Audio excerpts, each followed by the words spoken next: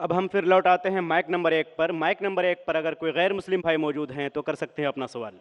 Sir मैं जसपाल सिंह कसेरेपट्टी से sir मैं इससे पहले पापा के होटल में खा रहा था, अभी मैं अपना काम शुरू किया हूँ। तो मैं ये जानना चाह रहा हूँ कि हमारे में ये है कि आप अपनी कमाई का 10वां हिस्सा उन लोगों को देंगे जो चाहे सरदार हो या अदर कोई भी कास्ट के हो, तो जो उस लायक हैं उसको आप देंगे। तो सर मैं काम अभी शुरू किया हूँ, तो मैं ये जानना चाह रहा हूँ, तो अभी ये सरकार की तरफ से नियम है कि टैक्स भी हमें देना है अपनी इनकम का। तो इनकम का टैक्स जो देना है वो 10 में से क्या करना है उसको, उसका थोड़ा जानना चाहता हूँ सर।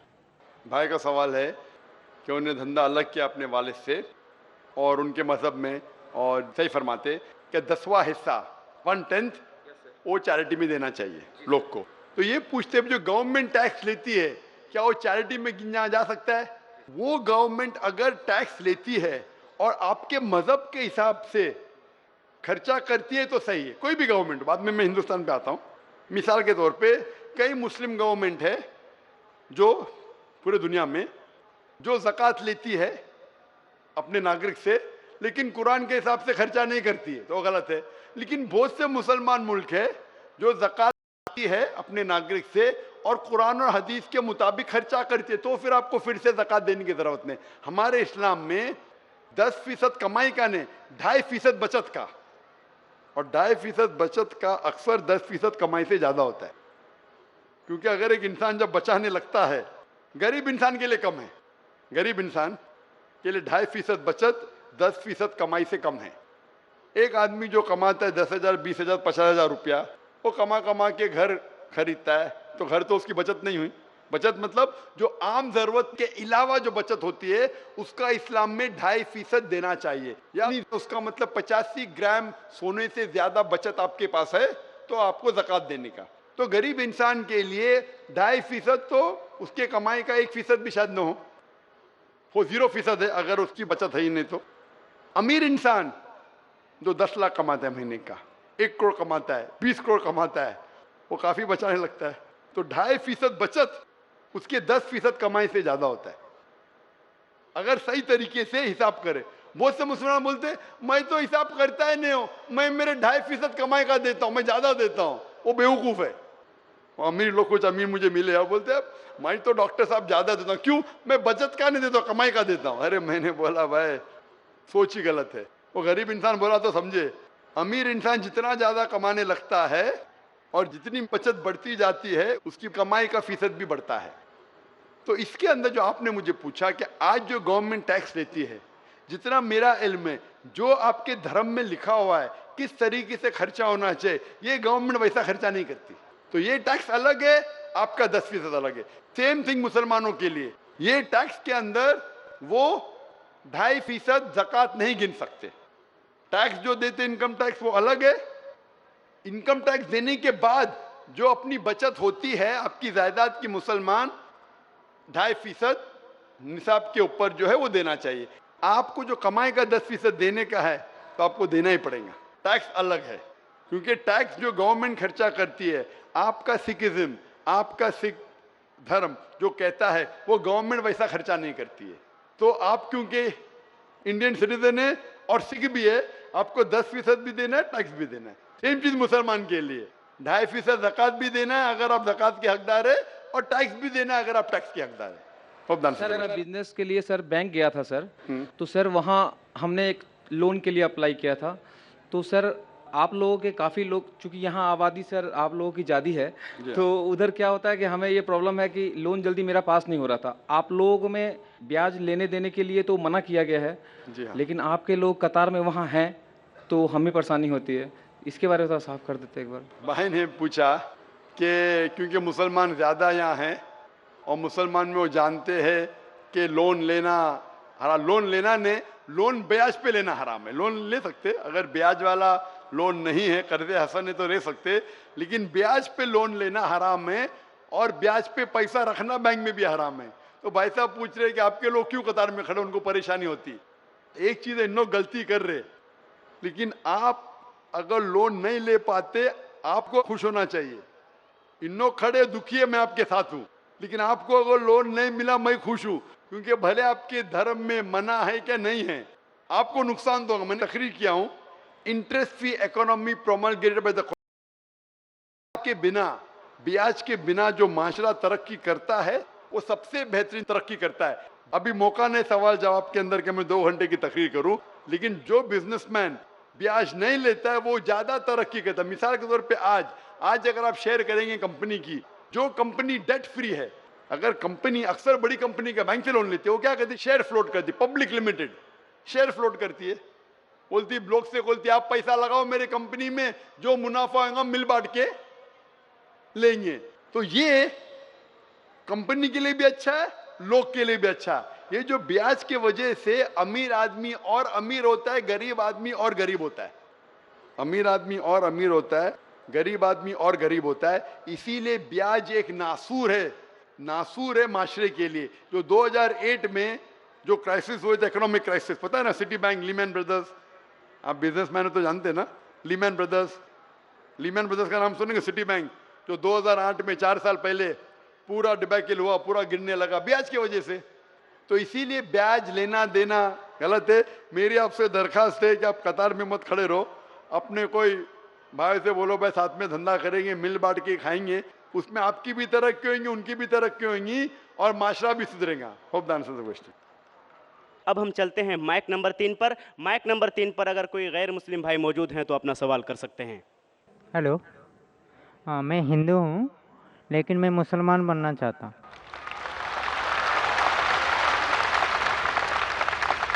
माशाअल्लाह, जैसे अल्लाह ताला फरमाते इज़ा जा नस्रुल्लाहि वल फतह वरअयतन नास यदखुलून फी दीनिल्लाहि अफ़वाजा फसब्बिह बिहम्दि रब्बिका वस्तगफिर इन्नहु काना तव्वाबा।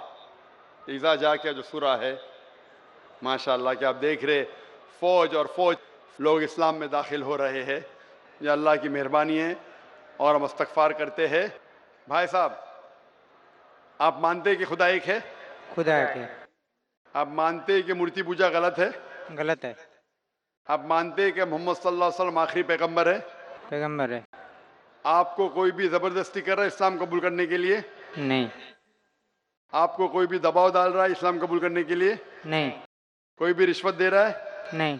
आप अपने मन से कबूल करना चाहते? बिल्कुल, दिल से करना। दिल से, मन से, होशो आवाज में? बिल्कुल। माशाअल्लाह। इंशाल्लाह मैं अरबी में कहूँगा, आप उसे दोहराइए। अशहदु अल्लाह अल्लाह इलाहा इलाहा इल्लल्लाह इल्लल्लाह व अशहदु अन्ना मोहम्मदन अब्दुहु व रसूलुहु। बरसुलु। मैं शहादत देता हूँ शहादत देता कि अल्लाह के अलावा कोई माबूद नहीं और मोहम्मद सल्लल्लाहु अलैहि वसल्लम उसके पैगंबर और बंदे हैं। माशाअल्लाह, आप मुसलमान हो चुके और इंशाल्लाह मैं दुआ करूँगा अल्लाह सुब्हानहू व तआला से कि आपको बेहतरीन ज़िंदगी दे इस दुनिया में, आखिरत में, और जन्नत नसीब फरमाएं, और इंशाल्लाह आपके ज़रिए और लोगों को भी इंशाल्लाह इस्लाम का पैगाम पहुँचाए इंशाल्लाह। डॉक्टर साहब, एक बात पूछना चाहता हूँ। ये बोलिए भाई साहब। मैं भोगड़ी की एक भाटा में काम कर रहा हूँ, जो कि मैं ईंट बना रहा हूँ, लेकिन मेरे 6 महीने पहले बड़ा उम्मीद था कि मैं मुसलमान बनूं और वहाँ पे मुसलमान भाई का साथ में रह रहा हूँ अभी, और जो कि अभी मेरे को मुसलमान भाई सब लोग साथ दिए हैं, और मैं चाहता हूँ कि जो अल्लाह को हम बुलाते हैं एक ही है, वो हर मुसलमान भाई एक हो के नमाज 5 बार पढ़ना चाहिए और एक हो के सबको अल्लाह को बुलाना चाहिए। ये मेरा वादा है। इंशाल्लाह जैसा मैंने दुआ किया कि आपके जरिए इस्लाम का पैगाम औरों तक पहुंचाए, तो इंशाल्लाह आप और मुसलमान भाइयों को भी इकट्ठा कीजिए और अपना पैगाम घरों तक पहुंचाए इंशाल्लाह।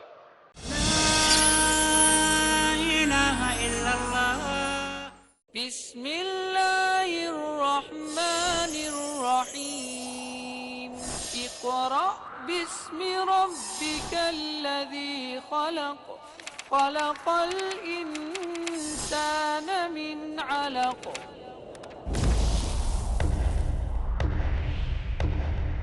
क्या है अल्लाह का कलाम, क्या है बंदों के लिए पैगाम, क्या है मकसद हयात। समझिए वजाहत के साथ, أرأيت الذي ताकि निजात मिले तारीकियों से, नूर फूटे जिंदगियों से। أرأيت إن كان على ताकि मुस्तहकम हो ईमान। रोशनी जिसने हक व बातिल की करा दी पहचान, नूरे कुरान। कल रात 9 बजे इंडिया में और शाम 6:30 बजे सऊदी अरेबिया में पीस टीवी उर्दू पर। He faces. My question is, I have two questions. He listens. My question is about the beard, about Imam Mahdi. What are the people believing? He answers. So number one is the help of Allah. He satisfies in the light of glorious Quran and authentic Hadith. If Allah helps you, believe me, you have to get success. Catch Dr. Zakir.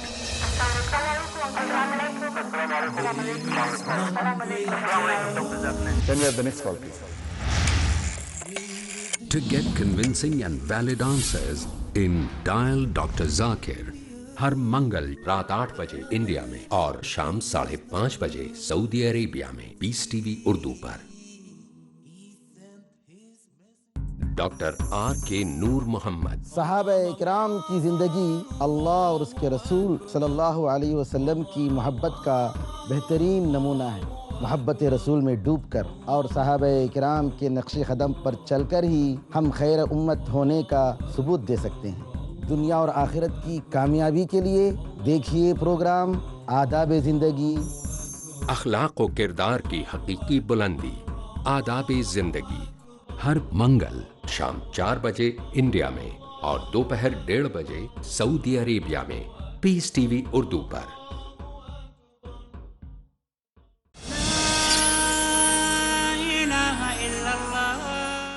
अब हम चलते हैं mic number 1 पर, वहाँ पर अगर कोई गैर मुस्लिम भाई मौजूद हैं। अस्सलाम वालेकुम सर, मेरा नाम तोपूपाल है, मैं मेघालय से आया हूँ। मेरा सवाल है, हम लोग श्री कृष्ण को सबसे बड़ा भगवान मानते हैं। जब हम हिंदू शास्त्र पढ़ता हूँ, उन शास्त्रों में लिखा है कि श्री कृष्ण ने शंखचूड़ के बीवी तुलसी देवी को बलात्कार किया, तो क्यों हम एक बलात्कारी को भगवान माने?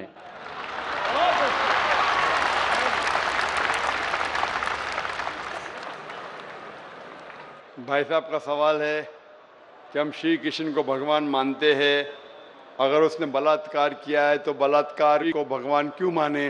भाई साहब, जैसे मैंने कहा कि मैं हिंदू धार्मिक किताब पढ़ चुका हूँ, वेद पढ़ चुका हूँ, महाभारत पढ़ चुका हूँ, रामायण पढ़ चुका हूँ, और मैं जब पब्लिक में प्रचार करता हूँ तो मैं ऐसा प्रचार करता हूँ, अच्छी बातें कहता हूँ, पढ़ता हूँ सब कुछ, यकसानियत की बात करता हूँ और कहता हूँ, इख्तिलाफ की नहीं करता हूँ।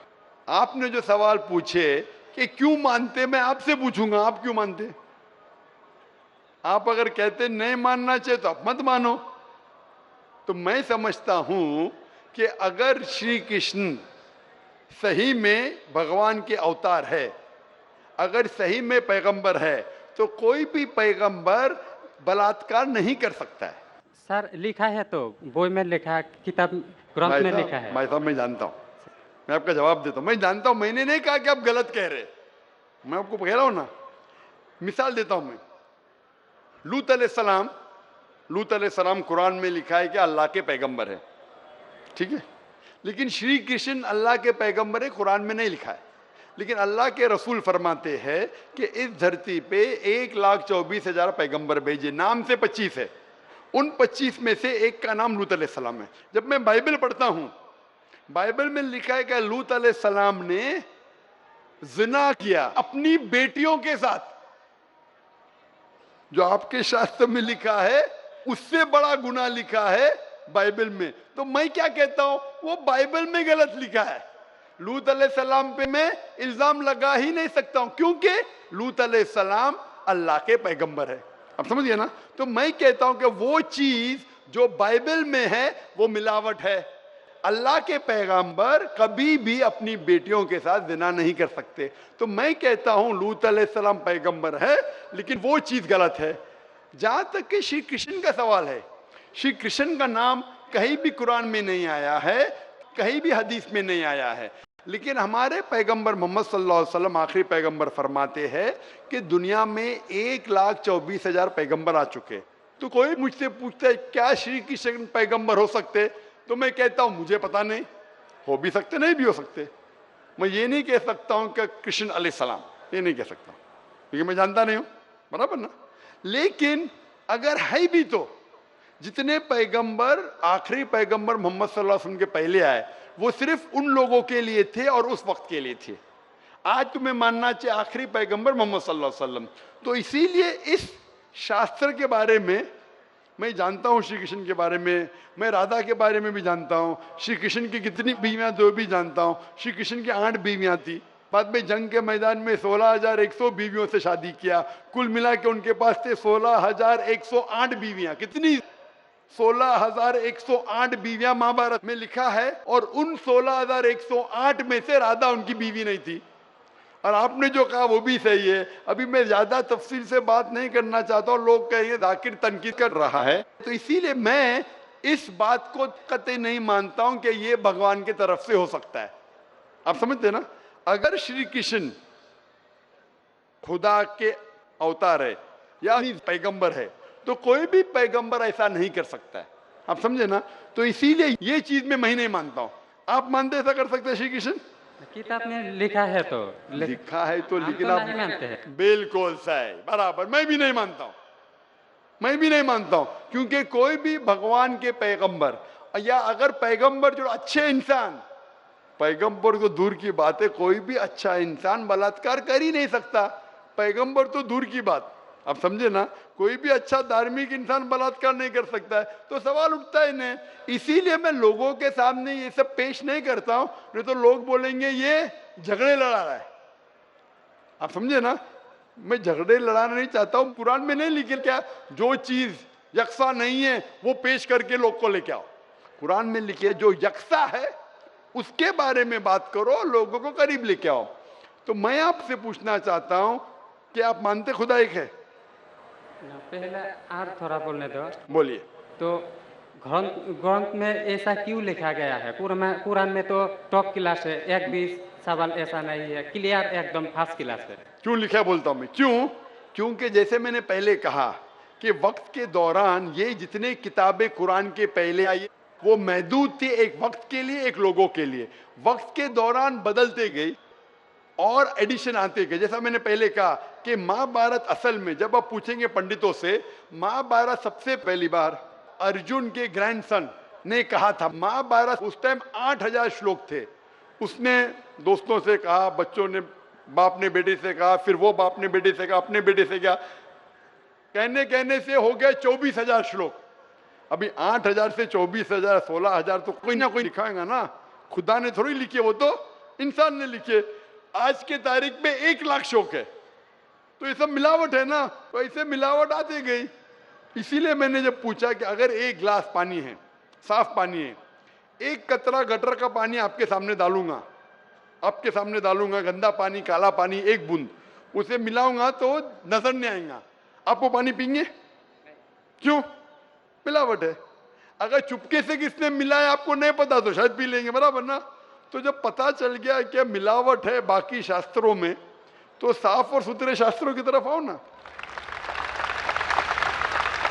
इसमें एक भी मिलावट नहीं है। चैलेंज है कुरान में, कुरान का चैलेंज है। इसीलिए जो लोग तनकीद करने की कोशिश करते हैं, एक फेमस आदमी है विलियम मोर, जो बहुत तनकीद करता है इस्लाम का। तो ये विलियम मोर ने, जो सबसे ज्यादा कट्टर खिलाफ था इस्लाम के, 200 साल पहले लिखा कि एक वाहिद मजहबी किताब जो 100% अभी तक के हूबहू वही है, जरा भी मिलावट नहीं है, वो था ईसाई। उसने कहा वो कुरान है। तो जो तनकीद करने वाला ऐसा लिख रहा है कि 100% वाहिद किताब जो 100% अभी तक सही है वो कुरान है। तो इसीलिए अगर आपको पता चला कि बाकी किताबों में मिलावट है, तो आप सही किताब की तरफ आ जाओ, कुरान की तरफ। हमको मालूम है, लेकिन लोगों को नहीं मालूम है। तो लोगों को छोड़ो, आप क्यों नहीं पहले मान लेते?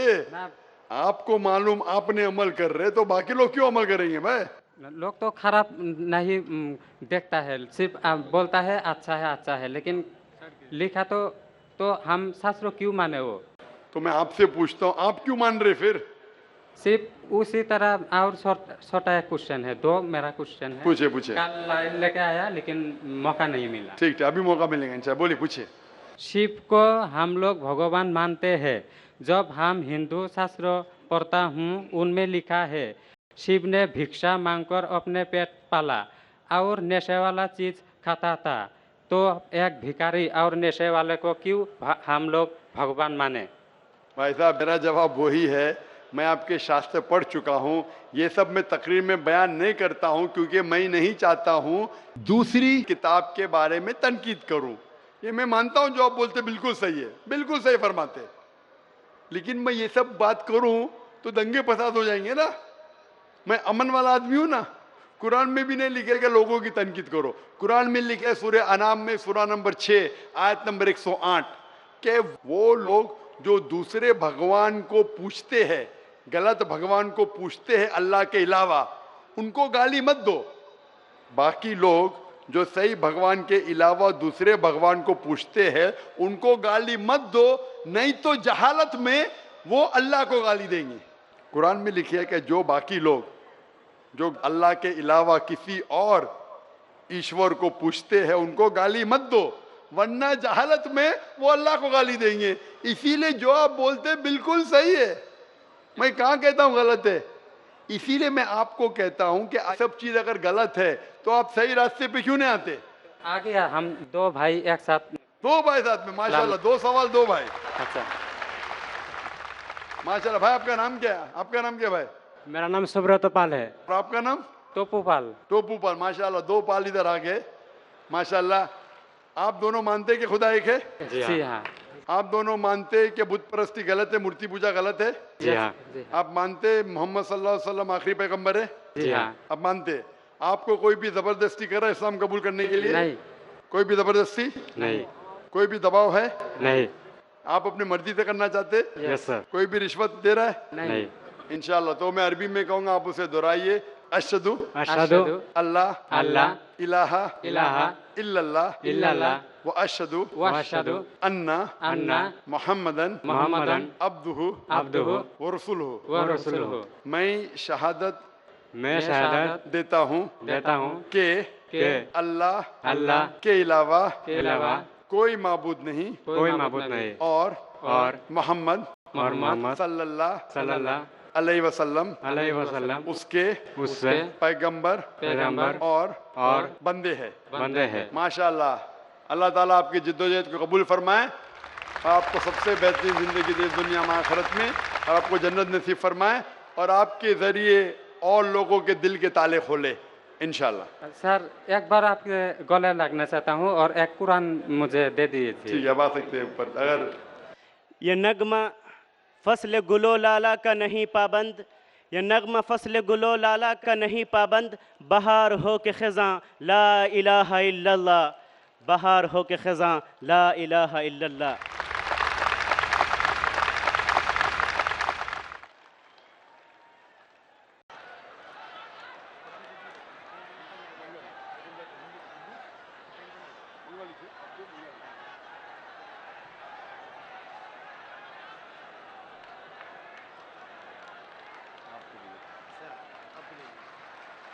और कुरान में मंगा दो ना।